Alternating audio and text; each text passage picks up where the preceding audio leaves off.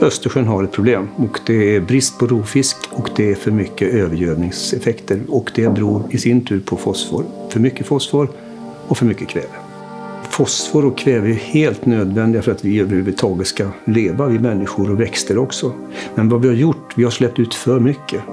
Så vi har fått en obalans i hela systemet och när det finns för mycket så gödslar fosfor och kväve i Östersjön alger, alltså plankton, växtplankton och den här algblomningen, när den driver in i vikarna och sen dör, då sjunker den till botten. Och komposteringen äter syre. Och när syret är slut, då kallar man det för syrefria bottnar. Och då kan inte fisken leva, inga växter kan leva.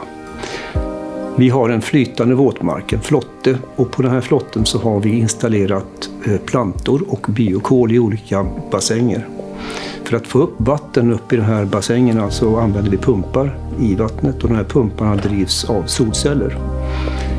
Eftersom det är ett projektform så har vi satt dit 35 olika plantor för att sedan undersöka efter vad respektive planta tar upp för ämnen som kommer från Östersjön.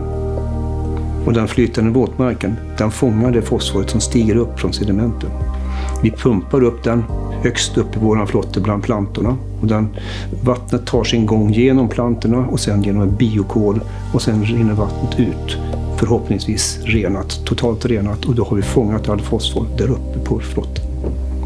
Vi ser redan nu efter 3 vattenprover att reduceringen av kväve är på 68%, vilket är väldigt bra. Och avsikten då, det är att vi sen ska kunna skala upp det här och multiplicera det på olika områden om det här fungerar.